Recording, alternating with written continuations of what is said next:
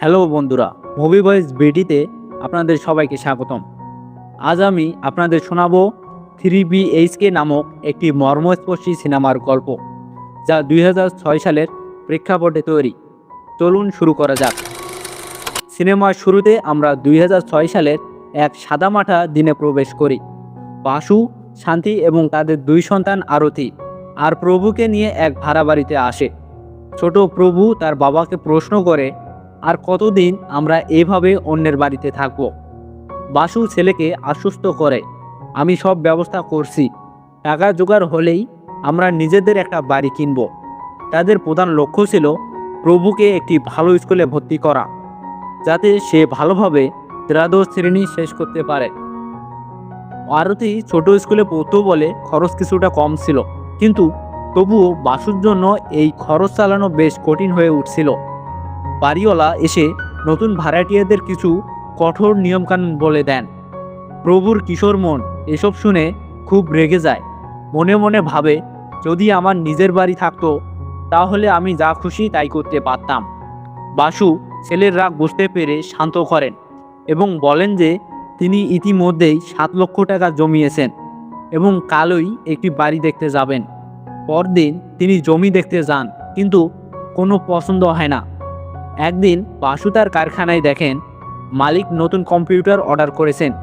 তিনি মালিককে বলেন যে তিনি কম্পিউটার চালাতে জানেন না, তবে খাতা কলমে সব হিসেব রাখতে পারেন। মালিক হাসি মুখে বলেন, আমার ছেলে এগুলো পাঠিয়েছে, তোমাকে চিন্তা করতে হবে না।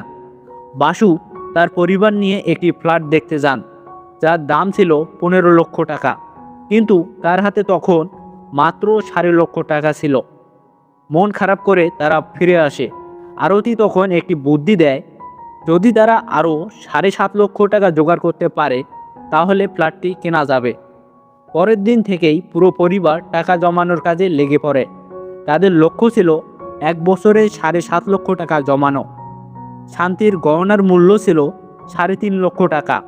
বাকি টাকা তাদের নিজেদেরই জোগাড় করতে হতো। বাসু কারখানায় অতিরিক্ত সময় কাজ শুরু করেন এবং শান্তি বাড়িতে টিফিন সার্ভিস চালু করেন। এইভাবেই দিন কাটতে থাকে। একদিন স্কুল থেকে বাসুর কাছে ফোন আসে। তিনি জানতে পারেন প্রভু পরীক্ষায় খারাপ ফল করেছে। বাসু খুবই মর্মাহত হন। তিনি প্রভুকে বলেন, আমি এত কষ্ট করি তোমাকে এখানে পড়ানোর জন্য, আর তোমার এই ফল। মন খারাপ করে প্রভু তার বন্ধু আয়েশের সাথে দেখা করে। আয়েশ তাকে একসাথে টিউশনে পড়ার কথা বলে, এতে তারা ভালো নম্বর পাবে। কিন্তু টিউশন ফি ছিল 1000 টাকা। প্রভু প্রথমে রাজি না হলেও পরে বাবার কাছে জানায়। বাসু প্রথমে রেগে গেলেও পরে রাজি হয়ে বলেন, যাও, আমি ফি দেব। প্রভু এবার মন দিয়ে পড়াশোনা করে এবং কোনো মতে পরীক্ষায় পাশ করে। এরপর দ্বাদশ শ্রেণীর পরীক্ষা আসে এবং প্রভু পরীক্ষা দেয়। সে পড়াশোনায় ভালো না হলেও বাবার বিশ্বাস ভাঙতে চাইতো না। শেষ পরীক্ষায় আয়ুষের সাথে তার দেখা হয়।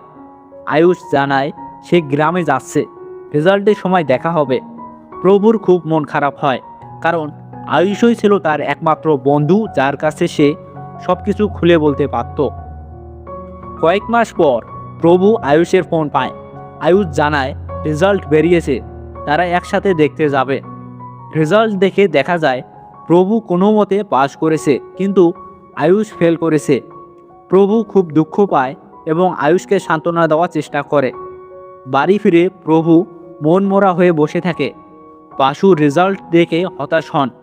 এত টাকা খরচ করেও প্রভুর ভালো সফল হয়নি। কিছুক্ষণ পর শান্ত হয়ে তিনি প্রভুকে জিজ্ঞাসা করেন, এখন কোন কলেজে যাবে? প্রভু জানায় তার নম্বর কম, তাই ভালো কলেজে ভর্তির জন্য ডোনেশন লাগবে, যা সে চায় না।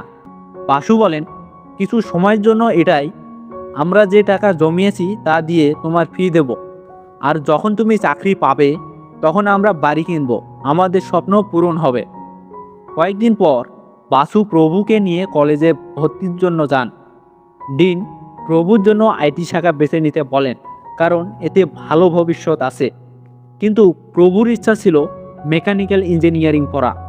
ডিনের কথা শুনে বাসুও প্রভুকে আইটি ইঞ্জিনিয়ারিং নিতে বলেন। পরের দিন প্রভু ক্লাসে এসে মুরলী নামের এক ছেলের সাথে পরিচিত হয়। মুরলী পড়াশোনায় দুর্বল হওয়ায় প্রভু সাহায্য চায়। প্রভু তাকে মন দিয়ে পড়তে বলে, কিন্তু দিন যত যায় দুজনেরই অবস্থা আরো খারাপ হয়। তারা পড়া কিছু বুঝতে পারে। আরতির 10ম শ্রেণীর ফল আসে, সে বেশ ভালো নম্বর, কিন্তু আরতি স্কুল পরিবর্তন করতে চায় না, কারণ বাড়িতে খরচ অনেক। প্রভু খুব চিন্তিত হয়, তাকে দ্রুত কিছু করতে হবে। কয়েকদিন পর প্রভুর কলেজের রেজাল্ট আসে। সে একটি বিষয়ে ফেল করে। রাগে সে বলে, 1 বছরে আমি বাবার এত টাকা নষ্ট করেছি, আমি আর কলেজে যাব না, আজই বাবার সাথে কথা বলবো। বাড়ি ফিরে যখন সে বাবাকে তার ব্যর্থতার কথা বলতে, আজ আমি একটা ফ্ল্যাট কেনার জন্য ডিলারের সাথে দেখা করেছিলাম, কিন্তু দাম আবার বেড়ে 25 লক্ষ টাকা হয়ে গেছে। আমি জানি না এই বাড়িটা কিনতে পারবো কিনা। এরপর বাসু বলেন, আমার স্বপ্ন আমার ছেলে প্রভু পূরণ করবে। এই কথা শুনে প্রভু আর কিছু বলতে পারে না। পরদিন প্রভু কলেজে গিয়ে মুরলীকে বলে, আমাদের যে কোনোভাবে কলেজ প্লেসমেন্টে চাকরি নিতে হবে, আমরা কঠোর পরিশ্রম করব। এই সময় মুরলী আর প্রভু বই কেনার জন্য একটি কারখানায় কাজ শুরু করে, কারণ প্রভু বাড়ির বোঝা হতে চায়নি। এদিকে বাসুর কারখানার মালিকের ছেলে এখন কারখানা দেখাশোনা করে। সে বাসুকে জানায় যে এখন সব কাজ কম্পিউটারে হবে, তাই বাসুকে কম্পিউটার শিখে এখানে আসতে হবে। এই কাজটি তারা অন্য কাউকে দেবে। বাসু বাড়িতে এসে পরিবারকে জানালে সবাই তাকে কম্পিউটার শেখার জন্য উৎসাহিত করে। এভাবেই তাদের দিন কাটে। বাসু কম্পিউটার শেখেন এবং প্রভু কলেজের ফি জোগাড় করার জন্য কারখানায় কাজ করে।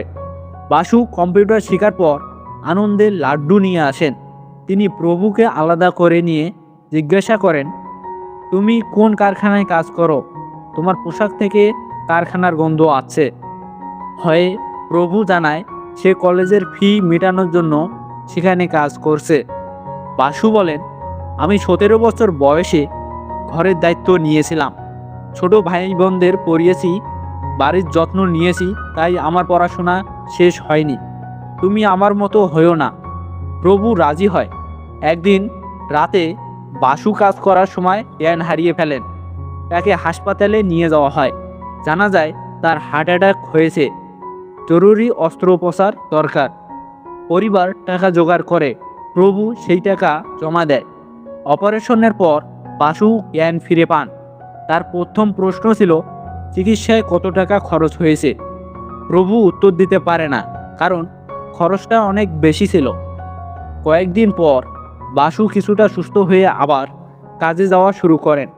তিনি পরিবারকে খুব ভালোবাসতেন, কিন্তু চিন্তা করতেন যে তার অনুপস্থিতিতে তাদের কি হবে, তাই দ্রুত একটা বাড়ি কিনতে চেয়েছিলেন।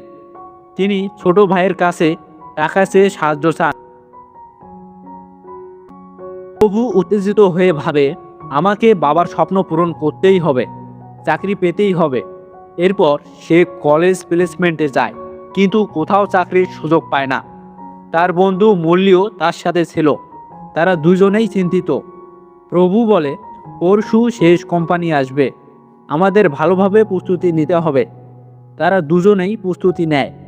প্রভু যখন ইন্টারভিউ দিতে আসে, তখন সে প্রশ্নের উত্তর দিতে পারে না, এই কারণে তার চাকরি হয় না। তবে মুরলী এই কোম্পানিতে চাকরি পায়, এতে প্রভু খুশি হয়।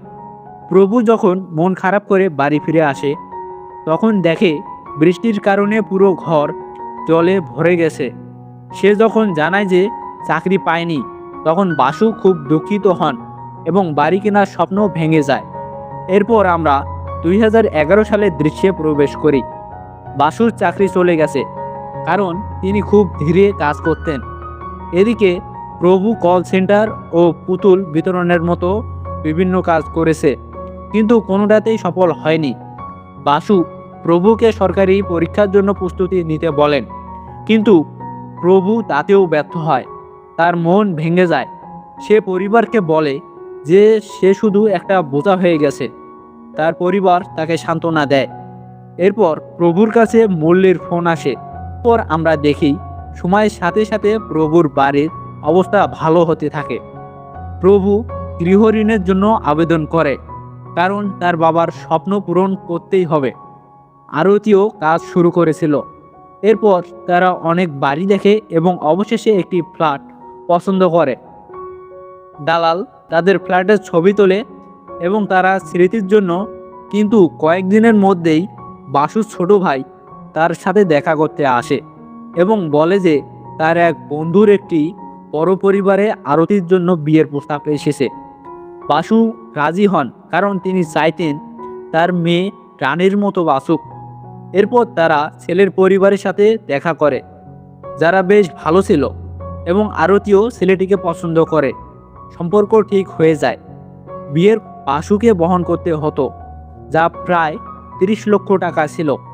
এটা দেখে প্রভু বলেন, এত টাকা খরচ করলে বাড়ি পাবো কিভাবে? কিন্তু বাসু বলেন, আমরা আরতির জন্য কখনো কিছু করিনি, আমাদের মেয়ের একটি ভালো বাড়িতে যাওয়া উচিত। এই কারণে তারা কোনো মতে আরতির বিয়ে দেয়, যার ফলে প্রভু ঋণগ্রস্ত হয়ে পড়ে। দালাল যখন প্রভুর সাথে দেখা করে, তখন সে প্রভুকে অনেক কথা শোনায়। তুমি অনেক বাড়ি দেখেছো, আর পরে সব টাকা বিয়েতে খরচ করে দিয়েছো, তুমি কেমন মানুষ? দিন বাসু প্রভুকে বলেন যে একটি মেয়ে বিয়ের প্রস্তাব এসেছে, তারা খুব ধনী। খুব তাড়াতাড়ি রেগে যায়, আর বাসু জানে যে প্রভু তাকে সামলে নিতে পারবে। এই কারণে তিনি এই সম্পর্কের জন্য হ্যাঁ বলেছেন। এই কথা শুনে প্রভু তার বাবাকে আর কিছু বলতে পারে না এবং তা মেনে নেয়। এরপর আমরা প্রভুর বাগদানের আগের দিনের দৃশ্যটা দেখি। তার হবু স্ত্রী তার জন্য পোশাক এনেছিল। ঠিক তখনই প্রভু হঠাৎ আয়ুষকে দেখতে পায়, যে সেখানে কাজ করছিল। এটা দেখে প্রভু হতবাক হয়ে যায় এবং আয়ুষও কোনো কথা বলতে পারে না। সবাই চলে গেলে প্রভু আবার আয়ুষের সাথে দেখা করতে আসে এবং জিজ্ঞাসা করে, এতদিন কোথায় ছিলে? আমি তোমাকে অনেক খুঁজেছি, কিন্তু পাইনি। আয়ুষ বলে, কাল তোমার বাগদান হচ্ছে, তুমি যাও এবং তার জন্য প্রস্তুতি নাও। কিন্তু প্রভু বলে, সে তো তাকে বিয়ে করবে না। সে তার বাবাকে অস্বীকার করতে পারেনি। সে শুরু থেকেই আয়ুষকে ভালোবাসে। এই কথা শুনে আয়ুষ কিছু বুঝতে পারে না। প্রভু বলে যে সে আয়ুষকে বিয়ে করতে চায়। আয়ুষও হ্যাঁ বলে, কারণ সেও প্রভুকে ভালোবাসে, কিন্তু কখনো বলতে পারেনি। এরপর প্রভু আয়ুষকে নিয়ে সরাসরি বাসুর কাছে আসে এবং বলে, আমি ওকে বিয়ে করতে চাই। কিন্তু বাসু অস্বীকার। এই কারণে বাসু আর প্রভু সময়ের সাথে সাথে প্রভু তার কাজে আরও ডুবে যায়। যেখানে সে শনিবারেও 12 ঘন্টা কাজ করত।